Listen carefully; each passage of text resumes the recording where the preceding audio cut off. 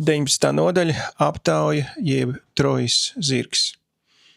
Kamēr prāt rītrosme ir atvaļinājumā, mēs lasam man grāmatu nekad nepēc vienā ir.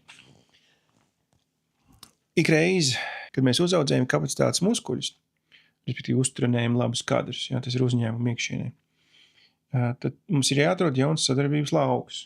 Tad, ja ir kas dara, tad vajag ko darīt. Vienā no mūsu darbības sfērām, angļu valodas apmācība bērndārzos, tikt iekšā ir samērā sarežģīti. Ne tikai tāpēc, ka tā ir slēgta vide, bērndārs, kā pirmskolas izglītības iestāde, bet arī tāpēc, ka tā ir samērā konservatīva. Pretstatā tam, kas varētu būt oportunistiska, kas visu laiku kaut kas skatās, kas jums te labāks, kas jums te lielāks, kas interesantāks vai ātrāks. Ja? Tad tā ir konservatīva vide. Un ja sadarbība ir izveidojusies apmierinoša, tad pakalpojums sniedzējs tiek sargāts un kāds cits no malas netiek pat pie runāšanas. Paldies! Mums jau viss ir labi. Kas saka, uz redzēšanos.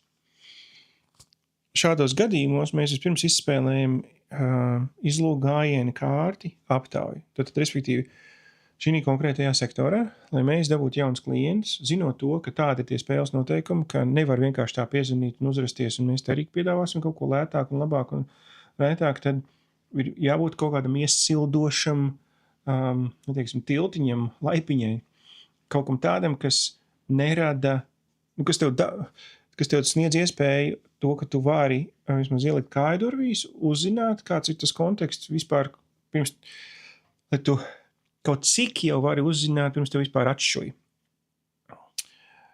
Jo bieži vien arī tur pa vidu ir iespējas. Un tāpēc mēs tādos gadījumos izspēlējam šo te aptauju. Tātad, viens no mūsu uzņēmumiem, mums ir 8 kājas, ir nevalstiska organizācija. Un tās darbiniekiem tad tiek dots uzdevums veikt pētījumu par fakultatīvo mācību priekšmetu piedāvājumu daudzveidību pirmskolas izglītības iestādēs. Vēlreiz izlasīšu. Par fakultatīvo mācību priekšmetu piedāvājumu daudzveidību pirmskolas izglītības iestādēs. Respektīvi, ko vecāki izvēlās, lai viņi bērni mācās bērndārzos, tad, kad viņi pagulējuši diendusiņu un pāēduši launadziņu tajā stundā pusotrā pirms viņas savāc. Pētījums ir leģitīms, respektīvi nav fufels, jo apzinām daudzas iestādes un rezultātus apkopojam. Nevalstiska organizācija, tas nosaukums, skan pietiekami nopietni, un respondentiem, respektīvi tas ir tātad direktors vai metodiķis, ir interesanti uzzināt, kas tad notiek citos bērndārzos. Viņš it kā savā starpā runā, bet joprojām vienmēr ir interesanti. Un mēs savukārt uzzinām svarīgu informāciju par to, vai attiecīgajā bērndārzā kāds jau māca, kas tas kāds ir, citreiz tā var būt vietējā skolotāja, tas var būt valodas skola, mūsu konkurenti, vai viņi ir apmierināti ar pakalpojumu kvalitāti, un vai tur mums ir kaut kāda iespēja. Un, protams, mēs uzzinām plus mīnus ideālā variantā, mēs uzzinām arī aptuveni cenas. Gadījumos, kad redzam, ka mums ir iespēja iespraukties, pēc aptaujas seko zvans ar aptaujas rezultātiem, un it kā, starp citu teksts, mums te kolēģiem ir valodas skola. Un minimums 30-40% gadījumā mēs nākamajā sezonā esam iekšā. Tas nav veids, kā attaisīt vaļā jaunu lauku pāris minūtēs, bet, kā jau minēju, šis ir viens no klientu veidiem, kuram noturības koeficients ir milzīgs. Pirmkārtām, ja viņi sāk oktobrī mācīties septembrī, tad viņi noturēsies līdz aprīlim mājam, un nākamajā gadā turpinās tāpatās, un tev nevajadzēs no jauna sev pierādīt to, ka tu esi princis baltākajā zirgā, un ka tev ir joprojām jāuztic lietas. Kā jau minēju, šī konkrētā vide ir konservatīva.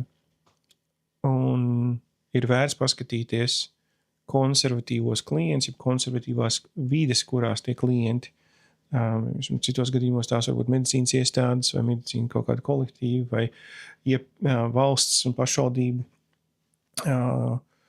vai kaut kādas dombiedru grupas, viņiem bieži vien ir diezgan konservatīvi. Kaut kādos gadījumos to varētu nodēvēt par stagnējošiem, bet ne, viņi ir tādi, šis mums ir labi, mums nekas nesāp, mēs jaunu nemeklējam.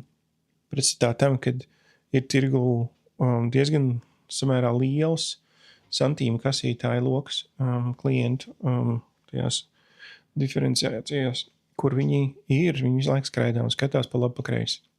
Un ja tev nav bijis iespēja sev pozicionēt kā unikālu kategoriju, kaut kas tāds, ko nevar salīdzināt ar citiem, tad tas ir čakars.